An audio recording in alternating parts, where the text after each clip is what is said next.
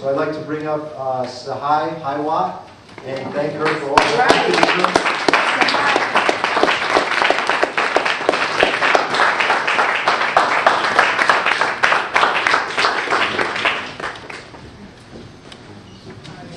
Good evening, everybody.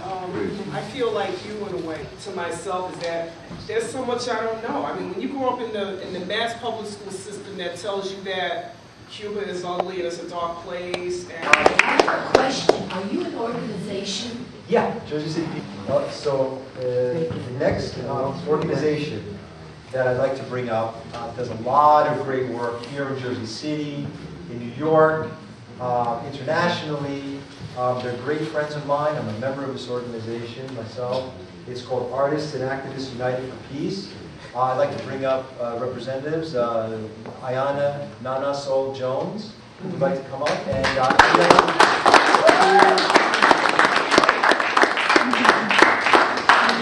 Before I do that, I just wanted to acknowledge Lynn Stewart. Yes. Because recently we got the terrible news that she's in Texas, which is mad far from pretty much everybody that's in this room, and it's particularly hard for her husband Ralph. You know, we've fought alongside Lynn, and obviously we share a lot of the same politics, but more importantly for me, and at least for my crew, Lynn is a personal friend of ours, and Ralph. We knew them before any of this stuff was going on. And she was doing a lot of activism around education and corruption in New York City schools. And so I absolutely know for a fact that she's not a terrorist, but I think more importantly, you know, I really got a chance to see firsthand somebody that I know and respect and targeted by the government. And obviously they have a long memory because this case has been going on for a long time. And as hard as we fought, and as much as we organized, and as much as we were in the street, she's still in Texas. And I think that's kind of like a lesson for us. I'm not trying to be nihilistic about it. I'm not trying to be pessimistic. But I am trying to be realistic about where we stand as a movement. And obviously we need to do more because she shouldn't be there. So I wanted to just briefly give her address. People should write to her, at least because I know funds are tight, so it's hard for people to get out there. Ralph himself is trying to raise money to get out there. Everybody needs help, but she's at the FMC Carswell facility, Federal Medical Center. And you can come up to me and I'll give you this address, but I'm just saying it for the sake of the cameras and if anybody is writing it down. P.O. Box 27137, Fort Worth, Texas 76127. What's her health now? And her inmate number is 53504-054. And her health is not good, but her spirit is strong. And she wants everybody to write to her. Those really keep her strong. And even from behind bars, she's still an inspiration for us. So I think we owe it to everybody to just write her and let her know that we appreciate her still. Okay.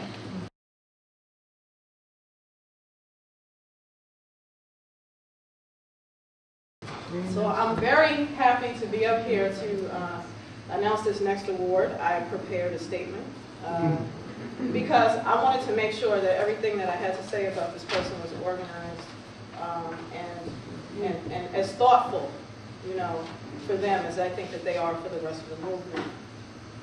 Artists and Activists United for Peace and Black Wax met Fred Ho through Suzanne Ross of the Free Mumia Coalition. She said, Nana, you should call Fred Ho. He's got some great music that he can contribute to your project On the Move. Sounds inspired by Mumia Abu Jamal. So we're thinking, great, right? Because, you know, we got hip hop and we got some R&B and some folksy stuff. Now we have some jazz on the CD. And that's really an understatement because Fred sent us this crazy, like, out of control, insane, defiant, angry outburst. And it was like, there was hope and rage and happiness and fight in it.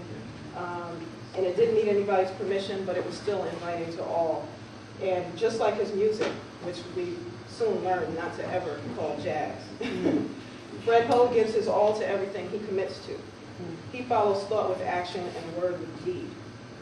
And our dealings with Fred didn't end with the submission of a track. Since then, he's participated on projects with us, including Open Soul Sessions, in an unhesitating, thorough, and fully committed manner.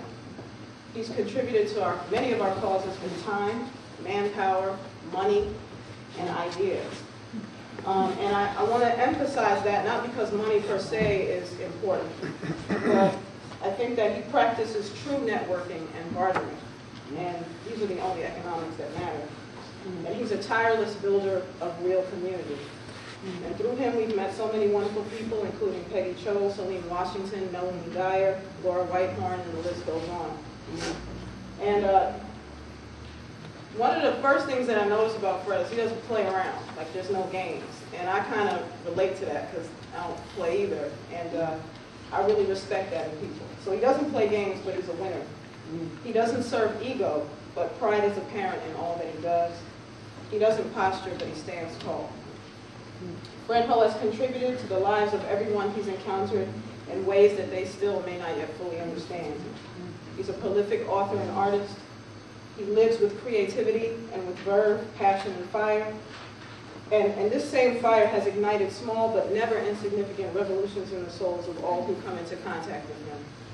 So without further ado, I want to bring up the incomparable Fred Hull.